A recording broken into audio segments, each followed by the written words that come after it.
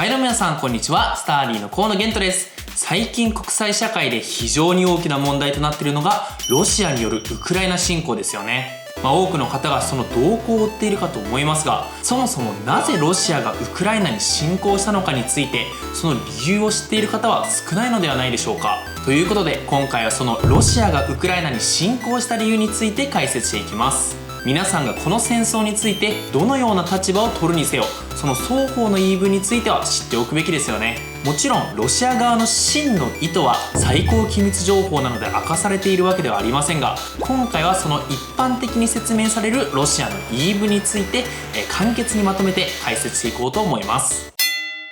まずはじめにロシアの言い分について短く2点でまとめます。それはそもそもウクライナはロシアのものだ、そして NATO がウクライナを勧誘したのが悪いということです。順番に見ていきましょう。まずそもそもウクライナはロシアのものだっていう主張はどういう意味なのでしょうか。あまりね事情を知らない我々日本人からしたら半ば理解しがたい主張だと思います。その主張について初めに押さえておくべきことは、そもそもウクライナはソビエト連邦という国に含まれていたということです。しかもウクライナはソビエト連邦ソ連にとって民族の起源ルーツがあるいわば聖地だったということなんです。遡ること9世紀、今のロシアとウクライナにまたがる地域にキエフルーシというスラブ系民族を中心とした国家がありました。このうちキエフは今のウクライナの首都を指して、ルーシはね、ルシア、今のロシアのことを指していますね。この時代からロシアとウクライナは共に文化を成熟させ歴史を歩んできたわけです。なのでその過程で独立運動などいろいろなことは起きましたけど、ロシアにとってウクライナっていうのは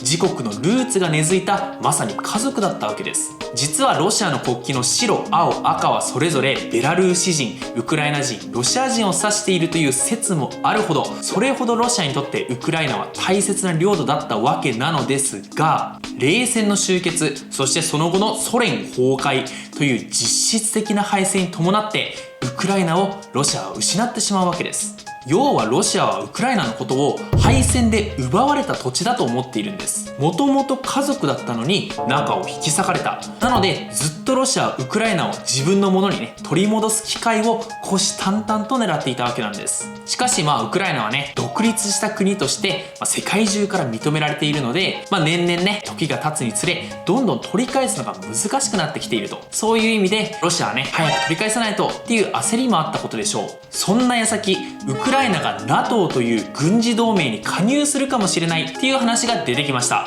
これが2つ目のロシアの主張、 NATO がウクライナを勧誘したのが悪いということです。皆さん NATO ってよく聞くと思うんですけど、そもそも NATO 北大西洋条約機構っていうのは冷戦期にソ連に対抗するために作られた軍事同盟なんです。要はロシアにとっての宿敵であり、ウクライナをロシアから奪った張本人なんですね。そんな NATO にウクライナが加入するとなれば、もうウクライナをロシアが取り戻すことは事実上不可能となるわけです。そりゃねロシアは反発しますよね。しかも他にもウクライナが NATO に加盟することによってロシアが困る大きな理由があります。それはロシア自身が危険にさらされるということなんです。というのもロシアは歴史的にその土地が広すぎるあまり他国からね攻められやすいっていう欠点を抱えていました。モンゴル帝国による征服、ナポレオンの侵攻、第二次世界大戦のナチスドイツによる侵攻など、特に第二次世界大戦のドイツとの独ソ戦ではソ連国民の死者は約2000から3000万人にまで上ったとされています。このようにずっと他国から攻められ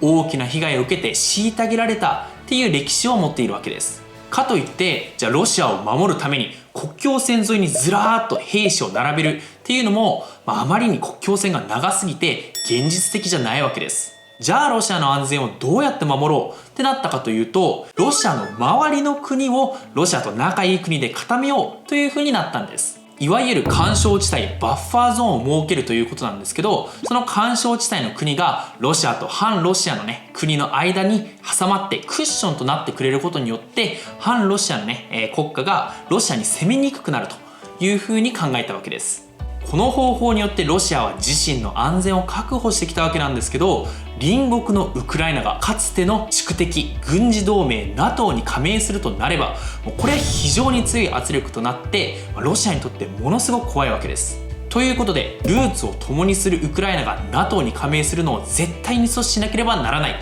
強引にでもロシアの支配下にウクライナを置かなくてはならないっていう意図があったわけです。以上がロシアがウクライナに侵攻した直接的な理由。そもそもウクライナはロシアのものだ。そして NATO がウクライナを勧誘したのが悪いの意味なんです。ちなみにどこまでロシアの侵攻を後押ししたかは分かりませんが、ロシアがウクライナを支配するメリットって他にも色々あるんです。例えばロシアは寒いので港がすぐ凍っちゃうんですね。これだと貿易にものすごく支障が出るので、黒海に面していて凍らない港を持っているウクライナはロシアにとって非常に重要なわけです。またウクライナは石油をはじめ天然ガスや半導体製造に使うネオンなど天然資源が豊富にあるので、資源面でもウクライナはロシアにとって欠かせないわけです。他には不思議かもしれませんが、歴史的に見るとロシアが例えばクリミアなどの他国に侵略するたびに大統領の支持率って上がるんですよ。